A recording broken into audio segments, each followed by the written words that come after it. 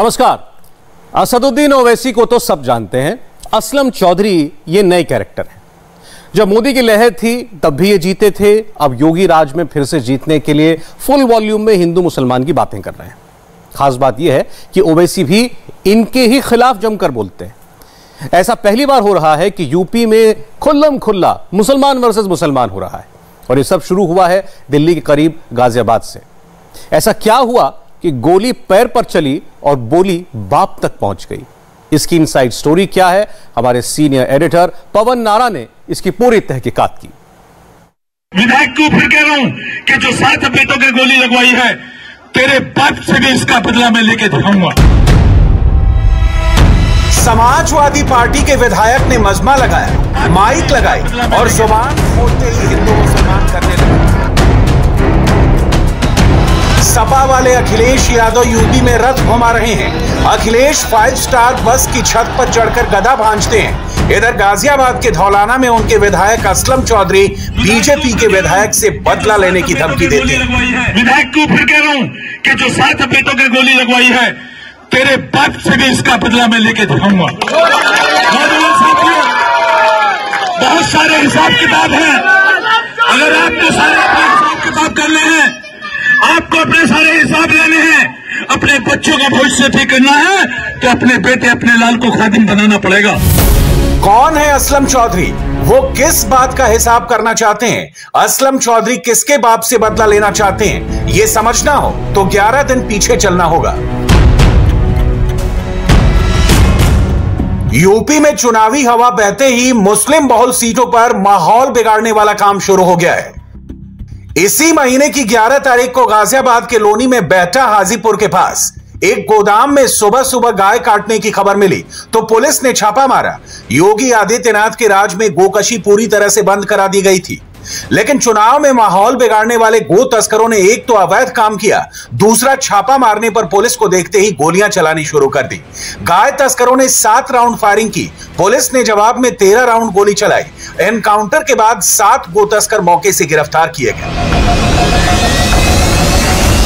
मुस्तकीम बाप का नाम हनीफ, सलमान बाप का नाम शौकीन, मोनू बाप का नाम पप्पू, इंतजार बाप का नाम यूनुस, नाजिम बाप का नाम अज्ञात, आसिफ बाप का नाम यूनुस और बोलर बाप का नाम इस्लाम। भूरा और आसिफ नाम के 2 गाय तस्कर फरार होने में कामयाब रहे। एनकाउंटर के बाद घायल गो तस्करों के मेडिकल टेस्ट से पता चला कि 7 को एक-एक पैर में गोली लगी है। असलम चौधरी को इसी में अपनी राजनीति दिखी। गो तस्करों को जेल भेजा गया तो सपा के विधायक को हिंदू मुसलमान करने का मौका मिल गया। लोनी के बीजेपी विधायक नंद किशोर गुर्जर ने गो तस्करों के एनकाउंटर करने वाले पुलिस इंस्पेक्टर राजेंद्र त्यागी को माला पहनाई थी, इसलिए असलम चौधरी ने सीधे सीधे बीजेपी विधायक को धमकी दे दी। विधायक को फिर कह रहा हूं कि जो 7 बेटों की गोली लगवाई है, तेरे बाप से भी इसका बदला मैं लेके दिखाऊंगा। देखिए, मेरी जानकारी में तो नहीं है, लेकिन अगर उन्होंने ऐसा कहा है तो उनकी बात का क्या बुरा मानना है। वो अलग पढ़ा लिखा आदमी नहीं है, कुछ भी बोल सकता है। दूसरी बात, जो अपने धर्म के बारे में नहीं जानता हो, पिछले दिनों आपने पढ़ा होगा उसने खाया था, तो ऐसे व्यक्ति के बारे में क्या बात करना है? वो क्या भुगतेगा, उसकी क्या हैसियत है? असलम चौधरी के खिलाफ धार्मिक उन्माद बिगाड़ने की एफआईआर दर्ज हो गई है। असलम धौलाना के विधायक हैं। 2017 में असलम चौधरी बसपा के टिकट पर जीते थे और अभी हाल ही में हाथी की सवारी छोड़कर साइकिल पर बैठे हैं। इंडिया टीवी के सीनियर एडिटर पवन नारा ने असलम चौधरी को तलाशा और उनसे डायरेक्ट क्वेश्चन पूछा। धौलाना से विधायक असलम चौधरी हमारे साथ हैं। पहले बीएसपी में थे, अब एसपी में शामिल हुए हैं और सबसे बड़ी बात ये कि एक वीडियो वायरल हुआ है जिसमें वो कह रहे हैं कि गोली मारने वालों के बाप से भी बदला लेंगे। खुद हमारे साथ मौजूद हैं। आपका एक वीडियो वायरल हो रहा है जिसमें आप कह रहे हो कि गो तस्करों के मामले में जो एनकाउंटर हुआ है, गोली लगी है, उनके बाप से भी बदला लेंगे। तो हम आपसे समझना चाह रहे हैं कि ये धमकी किसके लिए है, क्यों आप ऐसा कुछ कह रहे हैं? मेरा इसमें साफ साफ कहना यह है, उत्तर प्रदेश की सरकार ने गौ रक्षक को रक्षा करी है और गौ रक्षा में जो गौ तस्करी कर रहे हैं वो गलत काम कर रहे हैं, उन्हें नहीं करना चाहिए। फिर भी उसके मामले के बाद हमारे लोनी पुलिस ने 7 लड़कों के जिसमें हमारे कप्तान साहब एसएसपी साहब ने भी संज्ञान लिया। 7 लड़कों के एक ही जगह पैर में मुठभेड़ में एक साथ गोली कैसे लग जाएगी? 7 लड़कों को पकड़कर उनके साथ मुठभेड़ में पकड़े गए और उनके एक ही जगह एक ही टांग में 7 लड़कों के एक साथ गोली मारी। ठीक है, उन्होंने गौ तस्करी की है, कोई भी क्राइम किया है, उस क्राइम की सजा देने के लिए कोर्ट बैठा है। कोर्ट किस लिए है? हमारे यहां जुडिशरी किस लिए है? संविधान में सारी सुविधाएं दी गई हैं। उसकी सजा पुलिस का काम है पकड़ के जेल भेजना, उसकी सजा कोर्ट देगा। अब 7 लड़कों को इस तरीके से पकड़ के ये कहने कि हमने एनकाउंटर में गोली मारी है, एक टांग पे गोली कैसे मार दी गई? तो मेरा इसमें कहना यह है, इस तरीके से किसी भी समाज के लोग को, किसी भी समाज के आदमी को इस तरीके से गोली मारना कहां के और कौन से कानून में लिखा है, कौन से संविधान में लिखा है? आप बहुत तार्किक बात कह रहे हैं। हमारा सवाल जरा दूसरा है। आप इतनी तार्किक बात, जब जनता के बीच जाते हैं तो वहां आप बदला लेने की बात कर रहे हैं। जिन्होंने गोली मारी उनके बाप से भी बदला लेंगे, उसका मतलब क्या है? मैं वहां आ रहा हूं, जो आप क्वेश्चन है, आपके क्वेश्चन पे आ रहा हूं। उसमें साथ साथ ये है, जिस पुलिस इंस्पेक्टर ने या जिस भी विभाग के लोगों ने जो भी कर, जब इस तरीके की गोली मारेंगे, इस तरीके का, उसका बदला साफ साफ कुदरत हमारी लेगी। हमारा अल्लाह बदला लेगा। नाजायज पकड़ के गोली मार के बंद करना या जेल भेजना, ये किसी संविधान और कानून में नहीं है। उनसे बदला लिया जाएगा। बयान में तो आप कह रहे हैं कि जो गोली मरवा रहे हैं उनके बाप से हम बदला ले लेंगे। जो बयान में मैंने कहा है, जो भी इस काम को कर रहे हैं उनसे बदला तो लिया ही जाएगा। समाज हर समय किसी के एक सी नहीं रही। बहुत सारे पुलिस अफसर भी हैं, बहुत सारे लीडर भी हैं जिन्होंने जनता पे अत्याचार किया, ऊपर वाले ने उनसे बदला लिया। आज उन्हें देख लो किस हाशिए पे हैं। बहुत सारे अधिकारी जेलों में भी हैं जिन्होंने जनता के साथ नाजायज किया। बहुत सारे अधिकारी जेलों में हैं। नेताओं का हालात देख लो क्या है। तो यही तो बदला होता है, और क्या होता है? असलम चौधरी ने धमकी भले ही बीजेपी के विधायक को दी है, लेकिन उनका दुश्मन नंबर 1 कोई और है। गाजियाबाद से सटे हापुड़ के धौलाना में 35% मुसलमान वोटर हैं। ये वही इलाका है जहां असदुद्दीन ओवैसी 3 बार चक्कर लगा चुके हैं। सवाल मुसलमान वोटों का है। यूपी में एक एक सीट की मार्किंग हो रही है, एक एक वोट की काउंटिंग हो रही है। ओवैसी जहां मजलिस के लिए मुसलमान वोटों को पोलराइज करने में लगे हैं, तो असलम चौधरी भी यहां मुसलमान वोटों की फसल काटकर फिर से विधानसभा में पहुंचने का जुगाड़ फिट कर रहे हैं। जो ओवैसी है, जो ओवैसी है, यहाँ के विधायक का नाम क्या है? हाँ, असलम चौधरी ने कहा। असलम चौधरी ने बड़ी बड़ी बातें की मजलिस इत्तेहादुल मुस्लिमीन के बारे में। असलम चौधरी, तुमको अब तक किसी एक मर्द मुजाहिद से वास्ता नहीं पड़ेगा इंशाअल्लाह। ये कई बड़ी बड़ी बातें करते हैं वाहियात किस्म की। हम इनको बताना चाहेंगे, इन तमाम सेकुलर पार्टी को बताना चाहेंगे कि इंशाअल्लाह ताला इस विधानसभा से, यहां से मजलिस का उम्मीदवार यहां से एमएलए विधायक बनकर जाएगा इंशाअल्लाह ताला। इस दुश्मनी को देखकर कोई भी यही कहेगा कि गाय तो बहाना है। असलम और ओवैसी को असल में वोटों के लिए मुसलमानों को भड़काना है। उस धमकी का मतलब क्या समझे? धमकी का मतलब कुछ नहीं है। धमकी का मतलब ये, जिस तरीके से पुलिस प्रशासन ने काम किया, ये ठीक नहीं किया। हाँ, गुनहगार है, चोर है, मुलजिम है, डकैत है, 307 की है, गौ तस्करी के लिए पकड़ो, जेल भेजो, उसे कोर्ट सजा देगा। संविधान है। संविधान के खिलाफ 7 लड़कों को पकड़ के एक साथ गोली मार रहे हैं। गोकशी के खिलाफ संविधान है, हम आपकी बात से बिल्कुल सहमत हैं। अगर कोई उसी कानून के तहत कुछ गलत करता तो उसके लिए भी संविधान है, फिर बदला कहां से आ जाता है? किसके? जिस तरीके से ये भी मांग कर सकते हैं कि कानूनी कार्रवाई की जाए। आपसे मैं इतना पूछना चाह रहा हूं, जिस तरीके से 7 लड़कों को पकड़कर 7 लड़कों को गोली मारी है, एक ही पैरों, एक ही जगह गोली मारी है, कोई जगह भी नहीं, मुठभेड़ में पकड़ लिए, ये कहां का कानून है? आप बिल्कुल जायज कह रहे हैं। नहीं, आपका तर्क बिल्कुल जायज साथ है। नहीं है, नहीं, आपका तर्क मैं सिर्फ बयान आप जनता के साथ है। आप जितना ये तर्क कह रहे हैं, भाषण में तो इस तर्क के उल्टा कर रहे हैं, हम बदला ले लेंगे। जब भाषण में आदमी होता है तो कुछ ना कुछ तो हो जाता है। आरोप ये लग रहा है कि असदुद्दीन ओवैसी यहां 3 रैलियां कर चुके हैं। आप जिस विधानसभा से आते हैं वो मुस्लिम बाहुल इलाका है, आप नहीं चाहते मुस्लिमों में विभाजन हो, इसलिए चुनाव से पहले सबको एक साथ बांधने के लिए आप बदले वाली भाषा इस्तेमाल। ये तो आप अपने अपने आदमियों की सोच है। जब कल के राकेश टिकैत जी को बोला था हमने तो उसमें भी बोला था, जब किसानों को बोला था उसमें भी बोला था, ईद पे बोला था जब भी बोला था। ये तो अपने अपनी सोच की बात है, कौन कहां सोचता है, किस अल्फाज को कहां ले जाए, ऐसा नहीं है। उसी रैली में एक वीडियो और वायरल हुआ जिसमें असदुद्दीन ओवैसी के बारे में बुरा कहा जा रहा है, आप खुद रोकते हुए दिखाई दे रहे हैं उनको। नहीं, क्या असदुद्दीन ओवैसी इस विधानसभा क्षेत्र में कोई फैक्टर हैं? मैं आपको ये बता दूं, जो इस ओबीसी को बोला है वो यहाँ के चेयरमैन का पार्षद है, उसी का खास चला था। उसने माइक लेके वहां बोलने की कोशिश करी, हमने जब धमकाया हट पीछे हट, हमने धमकाया जब तुरंत धमकाया कि बदतमीज अल्फाज तो किसी को बोलने नहीं चाहिए। तो क्या आपको लग रहा है ओवैसी भी कोई फैक्टर होगा गाजियाबाद के इस इलाके में? वोटर जानकारी नहीं, ये तो वक्त बताएगा और जनता बताएगी। तो क्या ये वोटों को एक साथ बांधने के लिए भड़काऊ भाषण है? मैं इन्हीं बातों को आपसे कहने लगूं। अभी जो लोनी के विधायक ने भाषण दिए थे पीछे और सारा कह रहा था क्या वो वोटों को बांधने का भाषण था? नहीं, मेरा न्याय का भाषण है, मेरा न्याय का भाषण है। किसी को भी न्याय देने का काम करेगा हमारे देश का संविधान, देश का सरकार और देश का जुडिशरी न्याय देने का काम करे। बड़ी न्याय मांग रहे हैं, बिल्कुल बड़ी तार्किक बात कह रहे हैं आप, लेकिन न्याय और बदला दोनों साथ साथ कैसे हो सकते हैं? या तो बदला तो रंजिश में होता है या झगड़े में होता है, कानून के तहत तो न्याय ही होता है। नहीं, कानून के तहत आप ये भी कह सकते थे कि हम न्याय के लिए लड़ेंगे, कानून के तहत। मैं आपसे को चैलेंज करेंगे। आपसे पूछ रहा हूं, आप जनता के प्रति कितने हैं? मैं आपसे ये पूछना चाह रहा हूं, मेरा क्वेश्चन आपसे है, जो हुआ है, जो वहां हुआ है, क्या सही हुआ है? वो एक सवाल ये कि गोली मारने वाले के बाप कौन है? आपने कहा कि उनके बाप से बदला लिया जाएगा। किसका बाप? तो है ही। कौन है बाप? तो पूरी सरकार है। आज जो हो रहा है सरकार बाप ही तो है। क्या है आज जो है रहा सरकार के कहने पे तो हो रहा है, सरकार के कहने पे तो सरकार ही तो बाप है, और कौन बाप है? तो बाप से बदला लेंगे मतलब सरकार से बदला लेंगे आप? जब एक बात बताइए, जब अत्याचार होता है कैसा बदला लिया? अभी आपके पूरे दुनिया ने देखा, पूरे देश ने देखा, किसानों के साथ अत्याचार हुआ, कैसा बदला हुआ? माफी मांगनी पड़ी।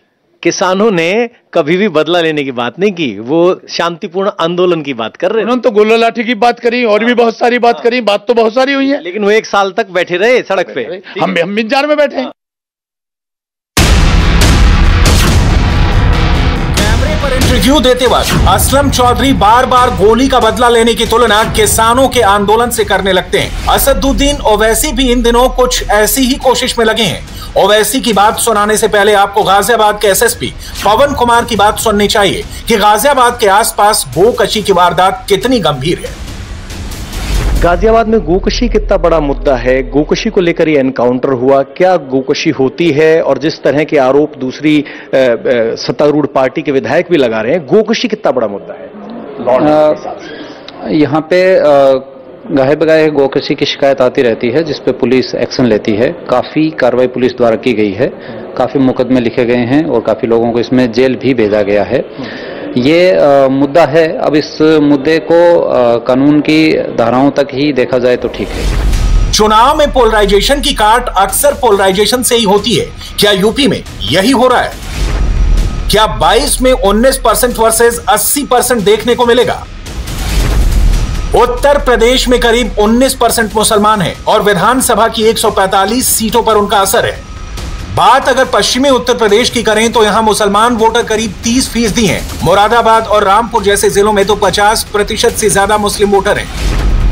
मुरादाबाद में 50.8% मुसलमान, रामपुर में 50.8% मुसलमान, बिजनौर में 43% मुसलमान, सहारनपुर में 42% मुसलमान, शामली में 41.7% मुसलमान, मुजफ्फरनगर में 41% मुसलमान, बहराइच में 34% मुसलमान, श्रावस्ती में 31% मुसलमान, सिद्धार्थनगर में 29% मुसलमान, लखनऊ में 21% मुसलमान और मऊ में 20% मुसलमान। गाय और मुसलमान के मुद्दे पर यूपी को पोलराइज करने वाले एक और बड़े खिलाड़ी हैं असदुद्दीन ओवैसी। भड़काऊ भाईजान वैसे तो खुद को सेकुलर नेता कहते हैं, लेकिन चुनाव में वो केवल मुस्लिम मोहल्लों में ही घूमते हैं। यूपी के मुसलमानों को मजलिस की पतंग के नीचे लाकर हिंदुस्तान में मुसलमानों का सबसे बड़ा नेता बनने का ख्वाब देखने वाले असदुद्दीन ओवैसी ने बाराबंकी के मुसलमानों को शाहीन बाग बनाने का ख्वाब दिखाया। यहां भी ओवैसी ने किसानों के नाम पर मुस्लिम कार्ड खेला और सीएए कानून को यूपी के चुनाव में घसीट लिया। हम मोदी जी को ही बताना चाहेंगे बीजेपी को बताना चाहेंगे कि जिस तरह आपने ये तमाम किसानों के लिए ये 3 कानूनों को, कृषि कानूनों को वापस लिया, हम आपसे इस बात का डिमांड करते हैं कि CAA कानून को भी वापस लिया जाए। क्या आपको मंजूर है? क्या आपको मंजूर है कि CAA का कानून वापस लिया जाए? अरे अगर है मंजूर तो कहो मंजूर, ताकि मालूम हो जाए मोदी जी को, वरना बोलेंगे मैं ही तपस्या किया था। CAA का कानून वापस लेना चाहिए। क्यों लेना चाहिए? क्योंकि वो संविधान के खिलाफ है और हम मुतालबा करते हैं कि CAA कानून को भी वापस लिया जाए। हमसे मीडिया वाले पूछ रहे हैं कि अगर नहीं करे तो क्या करेंगे? अगर NPR और NRC का कानून बनाएंगे तो हम दोबारा रोड पे निकलेंगे, यहीं पर भी शाहीन बाग बनेगा इंशाअल्लाह ताला। याद रखना, हम खुद आएंगे यहां पर। हम मुतालबा करते हैं कि CAA का कानून वापस लिया जाए। ओवैसी ने शाहीन बाग का मुद्दा छेड़ा तो राकेश टिकैत भी इसमें कूद पड़े। लखनऊ में किसानों की महापंचायत करने टिकैत से जब ओवैसी के बारे में पूछा गया तो टिकैत ने इसे बीजेपी की तरफ मोड़ दिया। असदुद्दीन ओवैसी ने कहा है कि जिस तरीके से 3 कानून वापस किए गए हैं वैसे CAA NRC भी वापस किया जाए। अरे उनका चाचा है भाई, ये तो चाचा भतीजाओं की पार्टी है, अपना कह दे वो कर लेंगे। ओवैसी तो बीजेपी का चाचा है, उसे टीवी पे कहने की जरूरत ही नहीं, उनको कह देगा, मान लेंगे उसकी बात। आपको लगता है कि बीच में ना हो यार? हम तो कह रहे हैं कि चाचा भतीजों का मामला है, उनका दोनों का निपटा लेंगे, उनकी घर की बात है ये। सियासी बयानबाजियों से अलग शासन और प्रशासन की अपनी रफ्तार होती है। योगी आदित्यनाथ के नेतृत्व वाली सरकार में ऐसी तस्वीरें आम हो चली हैं। एक्शन गैंगस्टर पर हुआ, घर, मकान और दुकान गैंगस्टर का सीज हुआ, मुनादी भी गैंगस्टर के नाम की हुई। मकान संख्या 30A और मकान संख्या 29 जिसके सामने हम आज यहाँ खड़े हैं, यह संपत्ति हाजी इकबाल ने एवं इसके गैंग ने अपराध करके अवैध रूप से अर्जित की थी। धारा 14(1) उत्तर प्रदेश समाज विरोधी एवं गिरोहबंद क्रियाकलाप निवारण अधिनियम के अंतर्गत इन दोनों संपत्तियों को कुर्क किया जाता है। यूपी में अक्सर ही होता है कि गैंगस्टर्स के खिलाफ एक्शन को मजहबी चश्मे से देखा और दिखाया जाता है। इसमें भी पोलराइजेशन हो जाता है। मुख्यमंत्री योगी आदित्यनाथ को भी इसके खतरे मालूम है, लेकिन योगी पीछे मुड़ने वालों में से नहीं है। सबसे बड़ी आबादी का राज्य उत्तर प्रदेश और इस राज्य में विधानसभा का चुनाव क्यों नहीं आकर्षण का केंद्र बनेगा? कारण साफ है, एक तरफ भारत की आन बान और शान की रक्षा करने, भारत को दुनिया में समर्थ और सशक्त राष्ट्र के रूप में स्थापित करने वाले प्रधानमंत्री नरेंद्र मोदी जी के नेतृत्व में माननीय श्री जगत प्रकाश नड्डा जी के संगठनात्मक नेतृत्व में भारतीय जनता पार्टी, और दूसरी तरफ भारत को अपमानित करने वाले, भारत के आन मान शान के साथ गुस्ताखी करने वाले, देश की और प्रदेश की जनता जनार्दन, गरीब गांव, गरीब किसान, नौजवान और महिलाओं के हकों पर डकैती डालने वाले, भारत की आस्था को आहत करने वाले आतंकवाद समर्थक जिन्नावादी भी दूसरी तरफ खड़े होते हुए दिखाई देंगे। और भाइयों बहनों, उन स्थितियों में याद रखना, चुनाव बड़ा रोचक होगा। 22 से पहले योगी ने बड़ी लाइन खींच दी है। 22 का चुनाव राष्ट्रवादी बनाम जिन्नावादी ताकतों के बीच होगा।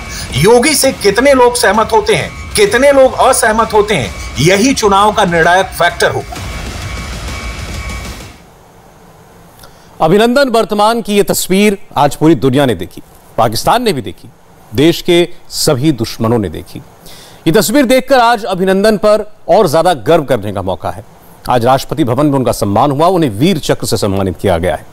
आज जब राष्ट्रपति ग्रुप कैप्टन अभिनंदन वर्तमान को वीर चक्र से नवाज रहे थे, तब प्रधानमंत्री ताली बजा रहे थे। तो अभिनंदन की पूरी वीर गाथा एक बार फिर आपको सुनाते हैं। पाकिस्तान के खिलाफ अभिनंदन ने क्या कमाल करके दिखाया था, देखिए इस रिपोर्ट में। शत्रु का मुकाबला करते हुए वीरता के लिए वीर चक्र, विंग कमांडर अब ग्रुप कैप्टन, वर्तमान अभिनंदन उड़ान pilot.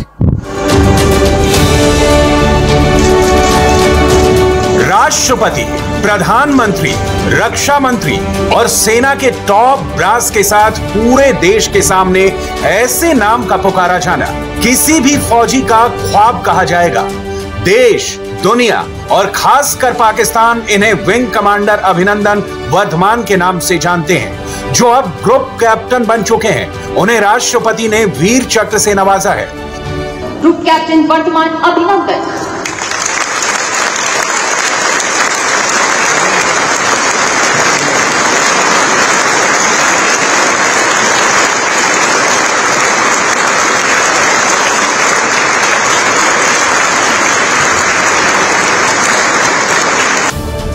Group captain Abhinandan Varthaman ये इंडियन एयरफोर्स के सबसे लेटेस्ट नायक हैं। उनको अब F-16 का शिकारी कहा जाता है। 27 फरवरी 2019 को अभिनंदन वर्धमान ने क्या कमाल किया और वो क्यों आज पूरे देश के हीरो हैं, अब वो देखिए। विंग कमांडर अभिनंदन 27 फरवरी 2019 को वायु सेना स्टेशन श्रीनगर में ऑपरेशनल रेडीनेस प्लेटफॉर्म पर तैनात थे। सुबह 9:55 पर उन्नत हथियारों से लैस पाकिस्तानी वायु सेना के लड़ाकू वायुयानों को, जिनमें चौथी पीढ़ी के उन्नत F-16 तथा JF-17 शामिल थे, नियंत्रण रेखा की ओर बढ़ते हुए देखा गया। लगभग 10 बजे आपको तुरंत शत्रु के वायुयानों को रोकने के लिए संदेश दिया गया। आप व्यक्तिगत सुरक्षा की परवाह न करते हुए पूरी निर्भीकता के साथ आगे बढ़े। 26 फरवरी 2019 को इंडियन एयरफोर्स ने पाकिस्तान के बालाकोट में एयर स्ट्राइक की थी, जैश के ठिकाने को तबाह किया था। 27 फरवरी को पाकिस्तान ने जम्मू के इलाके राजौरी की तरफ अपने स्ट्राइक फाइटर भेजे। इसमें पाकिस्तान के JF-17 और F-16 फाइटर जेट थे, जो अभिनंदन के MiG-21 से ज्यादा आधुनिक थे, लेकिन अभिनंदन ने उनको हेड ऑन काउंटर किया।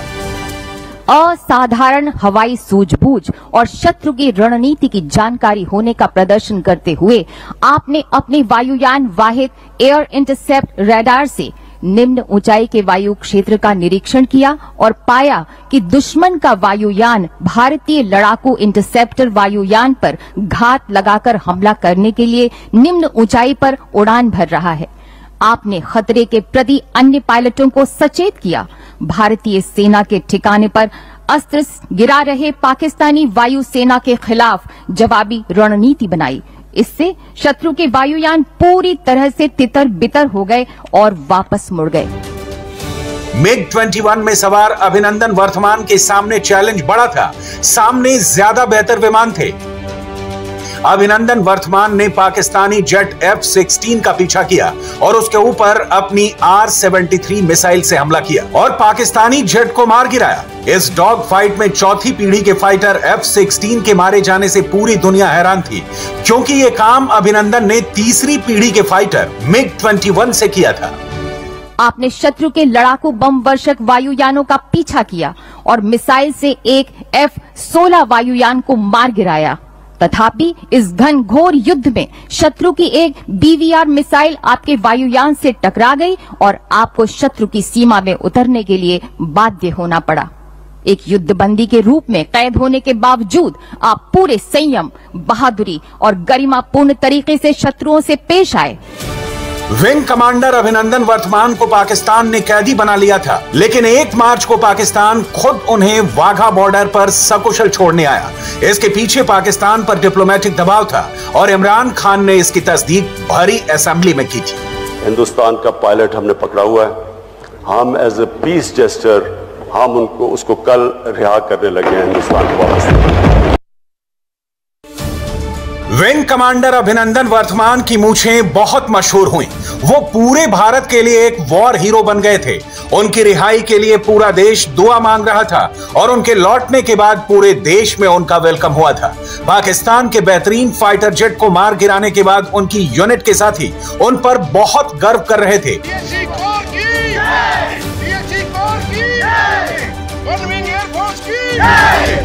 MiG-21 से F-16 को मार गिराने वाले इस बहादुर पायलट की चर्चा दुनिया कर रही थी, क्योंकि अभिनंदन ने एक पुराने जेट से नए आधुनिक जेट को डॉग फाइट में मार गिराया था। पाकिस्तान का F-16 चौथी पीढ़ी का जहाज है, जबकि भारत का MiG-21 तीसरी पीढ़ी का फाइटर जेट है। पाकिस्तान के F-16 में MiG-21 के मुकाबले में बेहतर राडार है। इसमें ज्यादा लंबी दूरी की मिसाइल लगी हैं।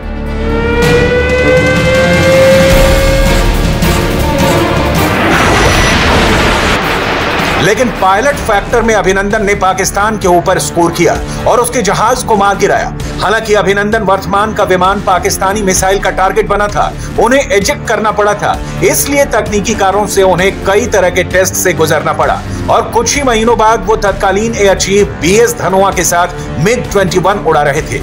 ये दोनों के लिए एक यादगार पल था। And it was also a pleasure for me to fly with Abhinandan. ये मेरे लिए सम्मान की बात है कि मैं अभिनंदन के साथ उड़ा, क्योंकि अब उनको फ्लाइंग कैटेगरी में वापस ले लिया गया है। सब पायलट ऐसा ही चाहते हैं। मैंने भी 1988 में इजेक्ट किया था, तब मुझे फ्लाइंग कैटेगरी में वापस आने में 9 महीने लग गए थे। अभिनंदन ने ये काम 6 महीने में किया है, तो ये बहुत अच्छी बात है। अभिनंदन अब ट्रेनर कैप्टन हैं और उनको सभी क्वालिफिकेशन वापस मिल गई हैं। वो अब MiG-21 के इंस्ट्रक्टर पायलट हैं। हम दोनों के बीच 2 बातें कॉमन हैं। पहले कि हम दोनों इजेक्ट कर चुके हैं और दूसरी कि हम दोनों पाकिस्तान से लड़े हैं। मैं कारगिल में लड़ा और ये बालाकोट के बाद लड़े। और तीसरी बात यह कि मैं अभिनंदन के पिता के साथ भी उड़ चुका हूं। हम आदमपुर में MiG-21 स्क्वाड्रन में साथ थे और हम काफी वक्त साथ रहे और ये मेरे लिए गर्व की बात है कि MiG-21 में मेरी आखिरी उड़ान उनके बेटे के साथ रही है। पठानकोट में हुई इस उड़ान के साथ अभिनंदन एक बार फिर वायुसेना के लिए एक फाइटर पायलट के तौर पर पूरी तरह तैयार थे।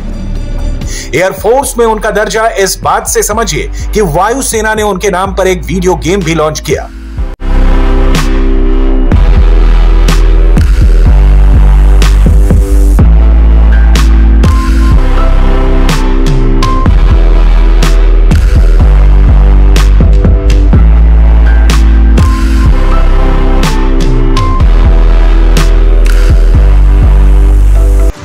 अब अभिनंदन को युद्धकाल के तीसरे सर्वोच्च पदक वीर चक्र से सम्मानित किया गया है।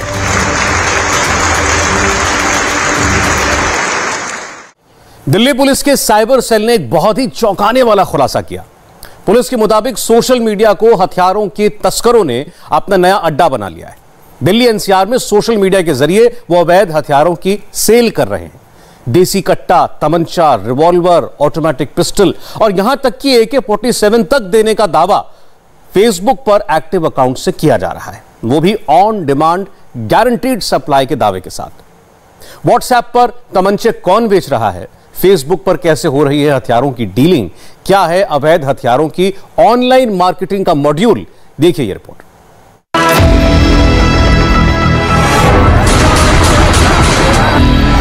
अवैध ऑटोमेटिक पिस्टल की ऑनलाइन सेल, देसी कट्टा से लेकर ऑटोमेटिक गन की बम्पर सेल,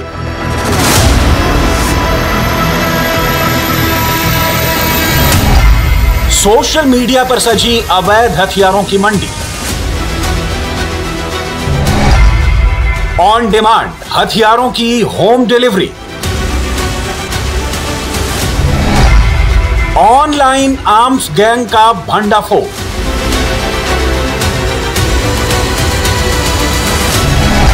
ऑनलाइन डिलीवरी का पाकिस्तान कनेक्शन सामने आया। राशन, कपड़ा, कॉस्मेटिक, ज्वेलरी की ऑनलाइन सेल तो आपने बहुत देखी होगी। वेबसाइट के जरिए ऑनलाइन खरीदारी भी की होगी, लेकिन ऑटोमेटिक वेपन्स की ऑनलाइन सेल नहीं देखी होगी। ये कैसे होता है, इसे देख लीजिए। दिन के उजाले में जिस पिस्टल की नुमाइश हो रही है, उसी पिस्टल का रात के अंधेरे में दे दनादन फायरिंग पर प्रमोशन हो रहा है। ये सोशल मीडिया पर हथियारों की सेल का अनदेखा और लेटेस्ट मॉड्यूल है। यहां चमचमाते हथियारों की तस्वीरें अपलोड हैं। देसी कट्टा, रिवॉल्वर और ऑटोमेटिक हथियारों की एक्टिव अकाउंट से खुल्लम खुल्ला मार्केटिंग की जा रही है। आपके जहन में सवाल होगा, बंदूक की ऑनलाइन ऑर्डर कैसे ली जाती है, कैसे हथियारों के दाम की डील हो जाती है, किस तरीके से डिलीवरी होती है? तो जवाब है YouTube पर वीडियो डालकर सबसे पहले खरीदार की खोज होती है, Facebook पर ऑर्डर लिया जाता है, WhatsApp पर रेट लिस्ट डालकर डील होती है और डील के बाद भारत के किसी भी कोने में डिलीवरी हो जाती है। इन तस्वीरों को देखिए, ये लॉरेंस बिश्नोई फैन ग्रुप के Facebook पेज की तस्वीरें हैं। इसमें साफ साफ और हिंदी में लिखा है, किसी भाई को माल चाहिए। गौर करने वाली बात यह है कि इसे फेसबुक जैसे सोशल साइट पर पेज बनाकर डाला गया है। सिर्फ यही नहीं, पेज पर लिखा हुआ है डिलीवरी ऑल इंडिया। पोस्ट में नंबर शेयर, बाकायदा मोबाइल नंबर भी शेयर किया गया है। सिर्फ नंबर ही शेयर नहीं किया गया है, गारंटी भी दी गई है कि माल 101% मिलेगा, फुल गारंटी के साथ। अब फेसबुक पेज पर जिस माल की 101% डिलीवरी की फुल गारंटी दी गई है, उसका वीडियो भी देख लीजिए। वीडियो को शेयर कर कस्टमर को हैंड टू हैंड या फिर होम डिलीवरी का वादा किया गया है। इस वीडियो को लॉरेंस बिश्नोई गैंग के फेसबुक पेज पर शेयर किया गया है। यह फेसबुक पर एक्टिव अकाउंट है जिस पर फास्ट बीट के म्यूजिक के साथ पिस्टल के वीडियो को मर्ज कर ऑनलाइन सेल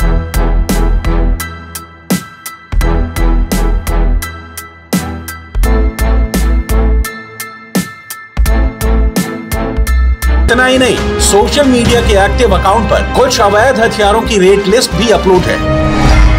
तमंचा 2000 रुपए, पिस्टल 25,000 रुपए, ऑटोमेटिक पिस्टल। व्हाट्सएप पर संपर्क करें। सोशल मीडिया पर हथियारों की नुमाइश लगा बिक्री करने वाले इस मॉड्यूल का भंडाफोड़ दिल्ली पुलिस की साइबर सेल साइपेड ने किया है। सेल की IFSO यूनिट ने सोशल मीडिया के थ्रू वेपन्स बेचने वाले एक मॉड्यूल को बस्ट किया है। इस मॉड्यूल में एक आरोपी जो अरेस्ट हुआ है उसका नाम हितेश ठाकुर है, जो कि पहले भी जेल सेंटेंस सर्व कर चुका है। 11 मुकदमे हैं इस पे और ये जोधपुर जेल में रहते हुए इसका नेटवर्क बना विद वेरियस क्रिमिनल्स। इसके ऊपर कॉन्ट्रैक्ट किलिंग का भी केस है, रॉबरी के केसेस हैं, थेफ्ट के केसेस हैं, हर्ट के केसेस हैं। एंड लास्ट 2-2.5 साल से ये सोशल मीडिया के थ्रू ऑनलाइन वेपन्स बेच रहा था। दिल्ली पुलिस की साइपेड ने राजस्थान के रहने वाले इस आरोपी को अरेस्ट किया है। अरेस्टिंग के वक्त इसके पास से एक सेमी ऑटोमेटिक पिस्टल और 2 जिंदा कारतूस बरामद किए गए हैं। यही नहीं, आरोपी की कॉल डिटेल खंगालने पर इसके तार सीमा पार पाकिस्तान से जुड़े होने के भी सुराग मिले हैं। आगे बढ़ें और अवैध हथियारों की ऑनलाइन खरीद फरोख्त की पूरी क्रोनोलॉजी बताएं। उससे पहले पुलिस के हत्थे चढ़े इस आरोपी को जान लीजिए। इसका नाम है हितेश सिंह उर्फ लंगड़ा, उम्र 38 साल, निवासी राजस्थान, क्राइम हिस्ट्री 11 से भी अधिक केस दर्ज। अगर कोई क्रिमिनल इससे डिमांड करता था तो उसे वीडियोस भेजने के बाद एक डील स्ट्राइक करता था। उसके बाद डिपेंडिंग ऑन की क्रिमिनल का स्ट्रक्चर कैसा है, ये कॉल लेता था कि वेदर इसे वेपन देना है या इसे चीट करना है। दिल्ली पुलिस के मुताबिक सोशल मीडिया मॉनिटरिंग के दौरान पता चला कि हितेश ने कुछ पोस्ट में अवैध हथियारों की बिक्री की बात थी। हथियार और गोला बारूद की फोटोज भी डाली थी। इनमें से एक ग्रुप लॉरेंस बिश्नोई गैंग के नाम पर था। 24 सितंबर को दिल्ली के रोहिणी कोर्ट शूटआउट के बाद पुलिस अलर्ट मोड पर थी। शूटआउट में गैंगस्टर जितेंद्र गोगी की हत्या की जांच स्पेशल सेल की IFSO यूनिट को सौंपा गया। इन्वेस्टिगेशन के दौरान पुलिस ने लॉरेंस बिश्नोई की प्रोफाइल सर्च की। सर्च के दौरान लॉरेंस बिश्नोई गैंग के फेसबुक पेज की फ्रेंड लिस्ट में हितेश राजपूत का नाम मिला, जो फेसबुक पर अवैध हथियारों की मार्केटिंग करता पाया गया। इस तरह हितेश राजपूत की गिरफ्तारी के बाद सोशल साइट पर हथियारों की अवैध बिक्री का मॉड्यूल, गैंग के काम करने का तरीका और उनके संबंधों का खुलासा हुआ।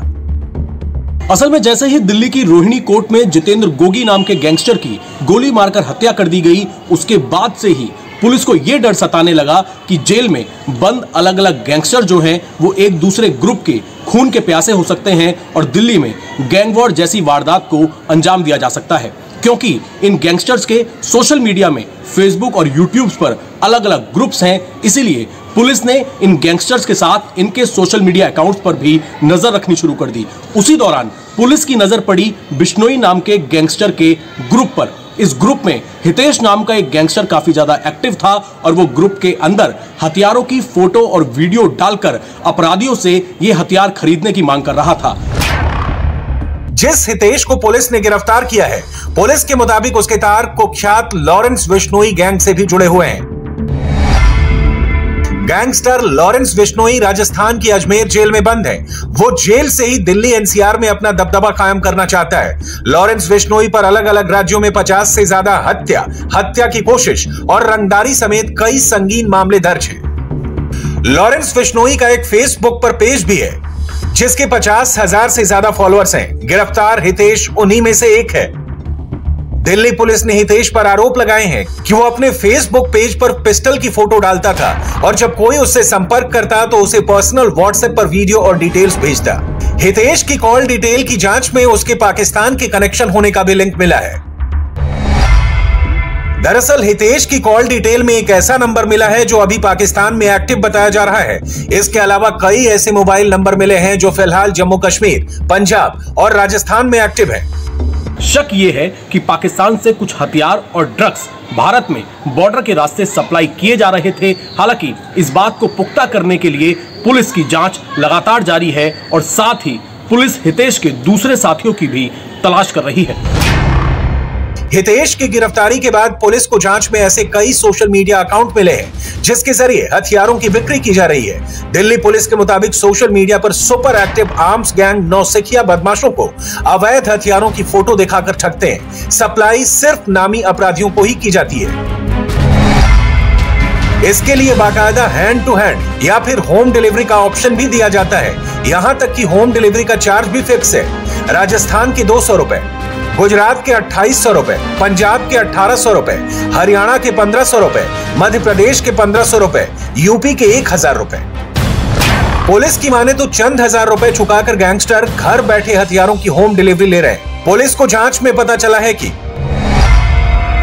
दिल्ली अवैध हथियारों का पसंदीदा बाजार के साथ ही ट्रांजिट रूम भी बन चुकी है। यहां से यूपी और हरियाणा में आर्म्स सप्लाई के कई रूट हैं। घनी आबादी और अच्छी ट्रांसपोर्ट सुविधा के चलते दिल्ली में हथियारों की तस्करी आसान है। दिल्ली एनसीआर के गैंगस्टरों को हथियारों की होम डिलीवरी आसान है। यहां तक कि दिल्ली से हथियार बनाने वालों को वर्क ऑर्डर तक मिलने शुरू हो गए हैं।